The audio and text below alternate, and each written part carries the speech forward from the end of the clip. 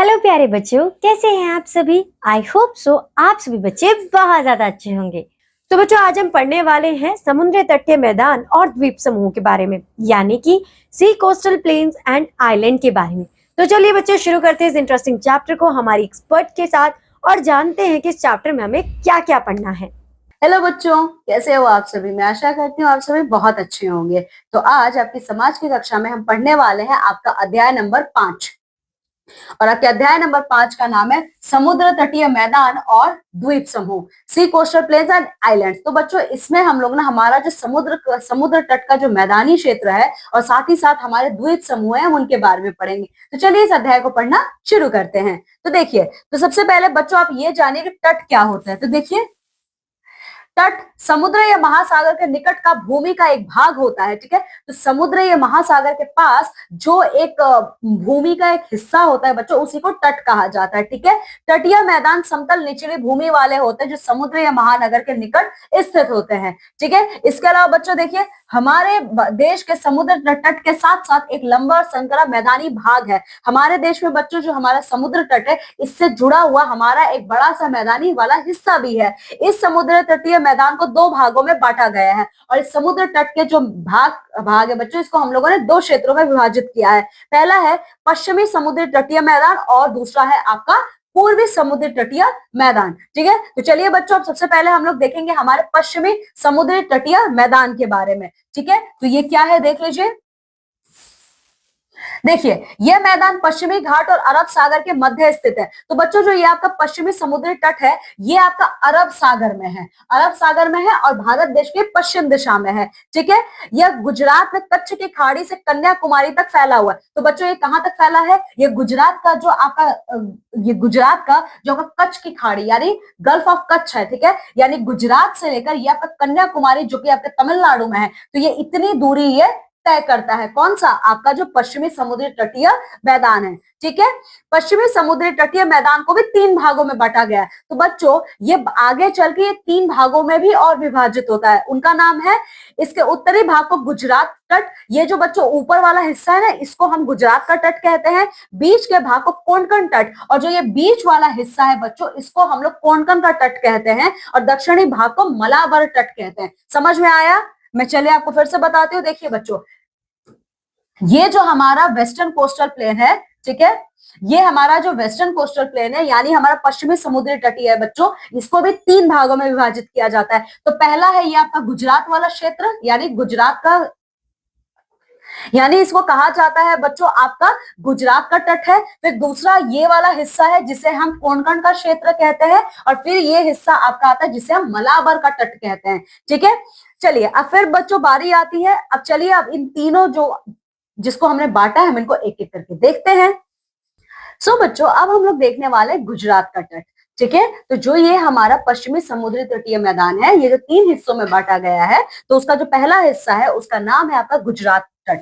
तो चलिए इसके बारे में पढ़ते हैं। यहाँ पे क्या है देखिए, ये गुजरात राज्य में कच्छ की खाड़ी व खंबात की खाड़ी के मध्य स्थित है। हमारे गुजरात में बच्चों दो खाड़ियां हैं। ठीक है, कच्छ की खाड़ी है, खंबात की खाड़ी है। ठीक है, तो इन दोनों के बीच वाला जो हिस्सा है ना, वही आपका गुजरात तट कहलाता है। ठीक है, कच्छ की खाड़ी में ओखा नामक एक महत्वपूर्ण बंदरगाह है और ओखा नामक एक बहुत ही इंपॉर्टेंट, हमारे एक बहुत ही महत्वपूर्ण बंदरगाह भी यहाँ पर स्थित है।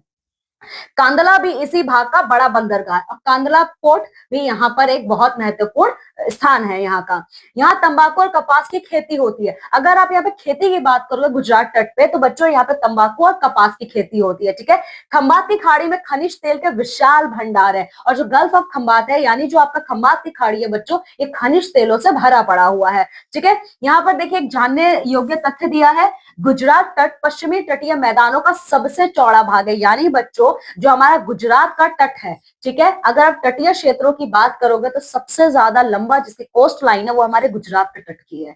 ठीक है, चलिए अब देखिए, दक्कन के पठार के मानचित्र पर आप देखेंगे कि यह पूर्व तथा पश्चिम की ओर तटीय मैदानों द्वारा घिरा है। अगर आप पठारी क्षेत्र के मानचित्र में देखोगे तो आप ये देखोगे कि पूर्व और पश्चिम की तरफ से, दोनों तरफ से यानी तटीय मैदानी क्षेत्रों से घिरा हुआ है। ठीक है, ये पूर्वीय तटीय मैदान यानी ईस्टर्न कोस्टल प्लेन तथा पश्चिमी तटीय मैदान वेस्टर्न कोस्टल प्लेन के नाम से जाना जाता है। ठीक है, समझ में देखिए, कंफ्यूज मत होइएगा यहाँ पे।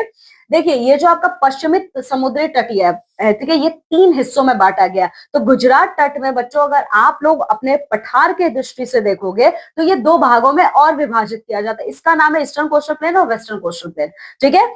चलिए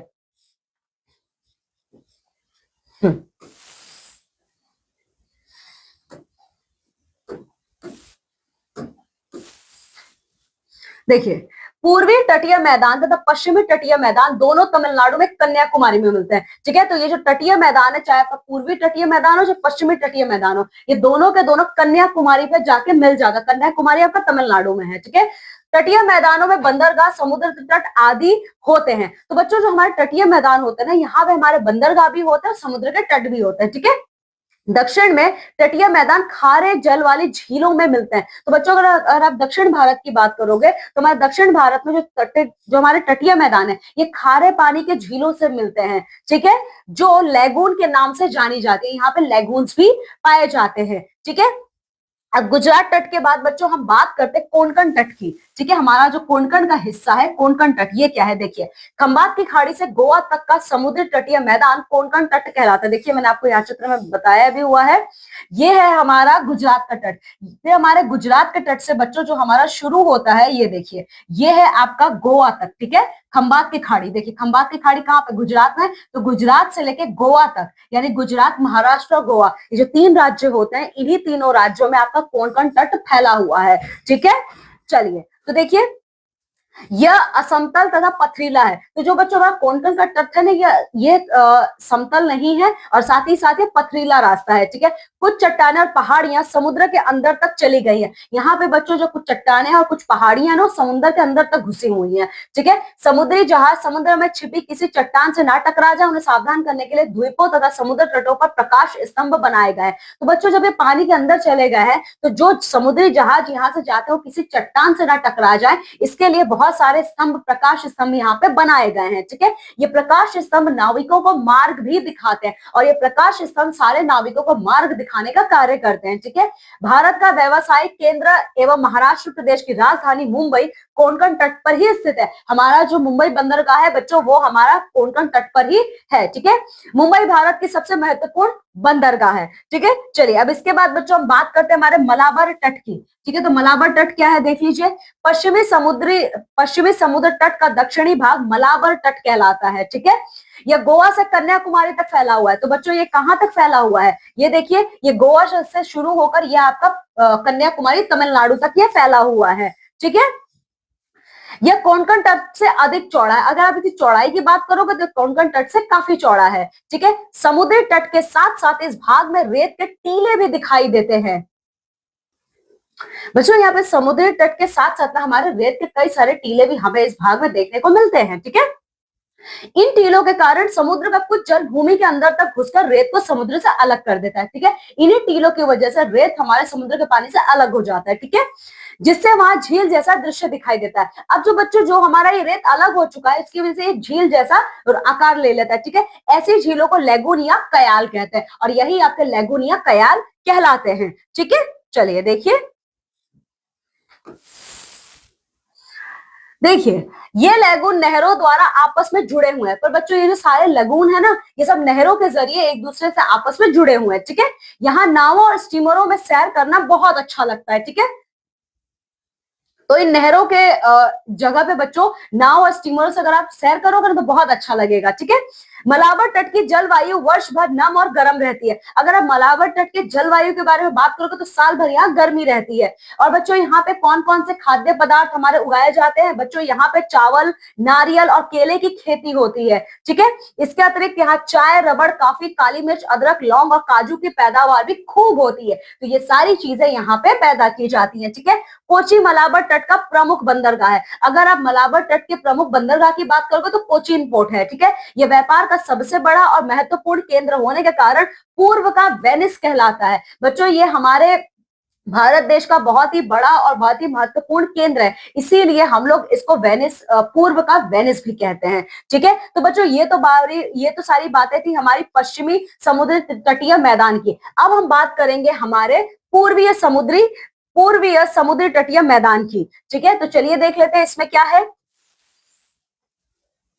देखिए, यह मैदान पश्चिमी तटीय मैदान की तुलना में चौड़ा है। अगर आप इसको तुलना करोगे ना इसकी पश्चिमी तटीय मैदान से, तो ये चौड़ा है उससे, ठीक है। यह मैदान पश्चिम बंगाल के तट से लेकर तमिलनाडु के तट तक फैला है। पूर्वी तट को अनेक नाम से पुकारते हैं। तो बच्चों देखिए, अगर आप इसकी स्थिति देखोगे तो ये कहां से लेके कहां तक फैला हुआ है। तो देखिए, ये फैला है आपका, ये बंगाल है, ठीक है। ये बंगाल से लेकर पूरा का पूरा तमिलनाडु तक ये पूरा आपका फैला हुआ है, जिसे हम ईस्टर्न कोस्टल प्लेन कहते हैं, ठीक है। चलिए, ठीक है। अब देखिए, और बच्चों इस पूर्वी तट का नाम बहुत सारा है, हम लोग कई नामों से इसे जानते हैं। इस तट रेखा के दक्षिणी भाग को कोरोमंडल तट तथा उत्तरी भाग को उत्तरी सरकार कहते हैं। तो बच्चों इस जो तट रेखा का दक्षिण वाला हिस्सा है इसको हम लोग कोरोमंडल कोस्ट कहते हैं, और जो उत्तर वाला भाग है उसे हम उत्तरी सरकार कहते हैं, ठीक है। पश्चिमी तट की उपेक्षा पूर्वी तट पर वर्षा कम होती है, परंतु तमिलनाडु की एक विशेषता यह है कि यहाँ शीत ऋतु में काफी वर्षा होती है। बच्चों अगर आप पश्चिम तट का अगर आप तुलना करोगे आपके पूर्वी तट से, तो यहाँ पे वर्षा कम होती है। और बच्चों तमिलनाडु में ना वर्षा ऋतु के दौरान बहुत अधिक अत्यधिक वर्षा होती है, ठीक है। पूर्वी तटीय मैदान कुछ अधिक चौड़ा है, इसमें कई नदियों के मैदान है। तो जो आपका पूर्वी तटीय मैदान है बच्चों, ये काफी हद तक चौड़ा है और यहाँ पे कई सारी नदियां आपकी बहती हैं, ठीक है। इसी मैदान के उत्तरी भाग में प्रसिद्ध चिल्का लेक है, और यहीं पे बच्चों हमारा विश्व प्रसिद्ध चिल्का लेक है उड़ीसा का, ठीक है। चलिए अब आगे देखिए, यह भाग पश्चिमी तट की उपेक्षा अधिक उपजाऊ है। अगर आप पश्चिमी तट की उपेक्षा करोगे तो बच्चों ये वाला जो पूर्वी हिस्सा है हमारा पूर्वी तटीय प्रदेश का, ये ज्यादा उपजाऊ है, ठीक है। क्योंकि यहाँ बंगाल की खाड़ी में गिरने वाली नदियां अपने मुहाने पर उपजाऊ डेल्टा बनाती है। क्यों? क्योंकि यहाँ पे डेल्टा बनाती है। कौन सी नदियां? गंगा और ब्रह्मपुत्र नदी, ठीक है। इस तट पर चावल की खेती बहुतायात से होती है। यहाँ पे चावल की खेती सबसे ज्यादा होती है, ठीक है। इस तट पर प्रमुख बंदरगाह, और बच्चों इस तट पर भी हमारे बहुत सारे प्रमुख बंदरगाह हैं, जैसे कि हमारा कोलकाता, विशाखापट्टनम और चेन्नई बंदरगाह, ठीक है। चलिए, तो बच्चों ये तो था हमारा महाद्वीपीय भाग, ठीक है। चलिए अब बच्चों अब हम बात करते हैं हमारे द्वीप समूह के। हमारे भारतवर्ष में भी द्वीप समूह है। तो चलिए बच्चों, सबसे पहले देखिए द्वीप समूह क्या होते हैं, देख लीजिए आप। हमारे भारत में अनेक द्वीप भी हैं। अरब सागर में स्थित लक्षद्वीप और एवं बंगाल की खाड़ी में स्थित अंडमान निकोबार द्वीप समूह भी भारतीय संघ के अंतर्गत केंद्र शासित प्रदेश है। तो बच्चों ये जो हमारा लक्षद्वीप और अंडमान निकोबार है, ये हमारा केंद्र शासित प्रदेश है, ठीक है। ये द्वीप समुद्र तट से काफी दूर है, और बच्चों अगर आप इनकी दूरी देखोगे ना, समुद्र तट से काफी दूरी पर है, ठीक है। अंततः इन्हें भारत की मुख्य भूमि के बाहर के क्षेत्र माने जाते हैं, ठीक है। तो चलिए हम लोग सबसे पहले पढ़ेंगे यहाँ पे लक्षद्वीप के बारे में, ठीक है। तो लक्षद्वीप क्या है देख लीजिए। गुजरात तट पश्चिमी तटीय मैदानों का सबसे चौड़ा भाग है। यह द्वीप केरल के तट के समीप है तथा केरल के तट से लगभग 300 किलोमीटर की दूरी पर स्थित है। इस समूह में 30 से भी अधिक द्वीप है, परंतु लोग केवल 10 द्वीपों पर ही रहते हैं। देखिए, जो गुजरात का तट है बच्चों, वो आपका पश्चिमी तटीय मैदानों का सबसे चौड़ा वाला हिस्सा है, ठीक है। तो देखिए, यहां से कुछ जो द्वीप आपके शुरू होते हैं केरल के तट तक पहुंचे हुए हैं, और बच्चों केरल के तट से लगभग 300 किलोमीटर की दूरी पर यह स्थित है, ठीक है। इस समूह में बच्चों हमारे 30 से अधिक द्वीप है, और 30 से अधिक द्वीपों में सिर्फ और सिर्फ 10 द्वीपों पर ही मनुष्य रहते हैं, ठीक है।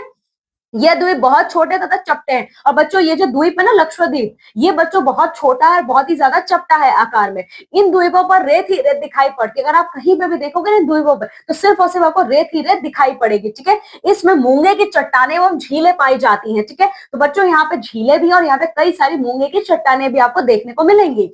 यहाँ चारों ओर नारियल के वृक्ष देखे जा सकते हैं। अब हर तरफ लक्षद्वीप में देखोगे नारियल के वृक्ष आपको दिखाई देंगे। यहाँ वर्षा काफी होती है तथा मौसम पूरे वर्ष सुहावना रहता है। यहाँ पे वर्षा काफी होती है और पूरे वर्ष अगर आप देखोगे तो मौसम बहुत ही सुहावना होता है। अनेक पर्यटक इन द्वीपों की सैर के लिए आते हैं, और प्रत्येक वर्ष बच्चों सिर्फ हमारे देश से नहीं विदेशी सैलानी भी लक्षद्वीप घूमने के लिए आते हैं। एक द्वीप से दूसरे द्वीप तक जाने के लिए नावों का प्रयोग किया जाता है, और बच्चों यहाँ पे नावों का अधिक से अधिक प्रयोग होता है एक द्वीप से दूसरे द्वीप तक जाने में, ठीक है। चलिए अब हमारा दूसरा द्वीप है अंडमान एंड निकोबार। देख लेते हैं अंडमान निकोबार द्वीप समूह क्या है, देखिए।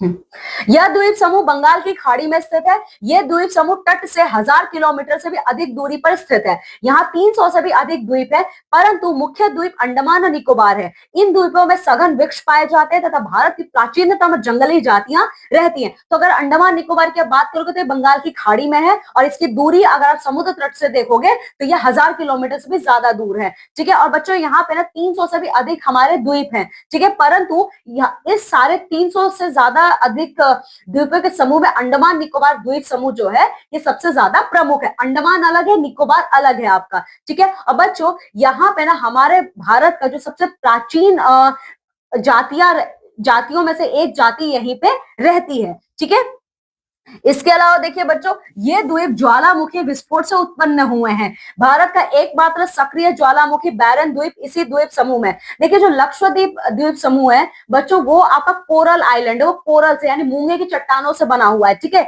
लेकिन जो आपका अंडमान निकोबार आइलैंड है ये आपका वोल्केनो यानी ज्वालामुखी से बना हुआ है। ठीक है, और यहीं पर बच्चों हमारे भारत का एकमात्र सक्रिय ज्वालामुखी भी इसी अंडमान निकोबार में है, जिनका नाम है बैरन द्वीप। ठीक है, भारतीय संघ का दक्षिणतम बिंदु इंदिरा पॉइंट इन द्वीपों के दक्षिणी छोर पे है, जो कन्याकुमारी से भी कुछ दक्षिण में स्थित है। अगर आप इंदिरा पॉइंट की बात करोगे, जो हमारे भारत देश का सबसे ज्यादा दक्षिणतम बिंदु है, वो इसी आइलैंड पर आपका है। ठीक है, तो चलिए बच्चों आप जल्दी से देख लेते हैं इस पूरे के पूरे अध्याय में हमने क्या क्या चीजें पढ़ी हैं। तो बच्चों देखिए हमने इसमें पढ़ा है हमारे तटीय मैदान समतल निचली भूमि वाले होते हैं, जो समुद्र या महासागर के निकट स्थित होते हैं, उन्हीं को हम तटीय क्षेत्र कहते हैं। समुद्र तटीय मैदान को हम लोगों ने दो भागों में बांटा है, पहला है पश्चिमी समुद्री तटीय मैदान और दूसरा है पूर्वी समुद्री तटीय मैदान। ठीक है, इसके अलावा बच्चों और हमने क्या पढ़ा है, हमने ये भी पढ़ा है, देख लीजिए पश्चिमी समुद्र तटीय मैदान हमारे 3 भागों में विभाजित किया गया है, जो कि गुजरात तक कच्छ की खाड़ी से लेकर कन्याकुमारी तक फैला हुआ है। ठीक है, इसके उत्तरी भाग को गुजरात तट, बीच के भाग को कोंकण तट और दक्षिणी भाग को हम लोग मलाबार तट कहते हैं। ठीक है, इसके अलावा बच्चों और हमने क्या पढ़ा है, हमने ये पढ़ा है, यहाँ पे देख लीजिए भारत का एकमात्र सक्रिय ज्वालामुखी बैरन द्वीप अंडमान निकोबार द्वीप समूह में है, हमने ये भी पढ़ा है। तो बच्चों इस प्रकार से ये हमारा अध्याय यहीं पे समाप्त होता है। अब आपको इस अध्याय को बहुत अच्छे से पढ़ना है, समझना है। ठीक है, और साथ ही साथ इसका अभ्यास कार्य पूरा करना है। ठीक है, तो चलिए मैं आपसे विदा लेती हूँ और मैं मिलूंगी अब आपसे आपकी अगली कक्षा में। तब तक आप सभी अपना बहुत ख्याल रखिएगा। बाय। तो बच्चों जैसा कि आपने देखा कि हमारी एक्सपर्ट ने आपको समझाया कि पहले जब हम बात करते हैं अपने सी कोस्टल प्लेन्स के बारे में, तो ये आपका स्टार्ट होगा गुजरात से, और गुजरात से स्टार्ट होते होते ये चला जाएगा बंगाल में। तो इस तरीके से ये हमारा सी कोस्टल प्लेन्स बने। और अगर हम बात करें अपने आइलैंड के बारे में, तो हमारे पास टोटल 2 आइलैंड है, एक हमारा लक्षद्वीप और एक हमारा अंडमान निकोबार, जिसके बारे में हमारी एक्सपर्ट ने आपको बहुत डिटेल से समझाया। सो आई होप सो स्टूडेंट्स कि आपको इन सारे चीजों के बारे में पढ़कर समझकर बहुत अच्छा लगा होगा। अब मैं आपसे मिलूंगी आपके अगली क्लास में, तब तक के लिए बाय बाय बच्चों and have a good day.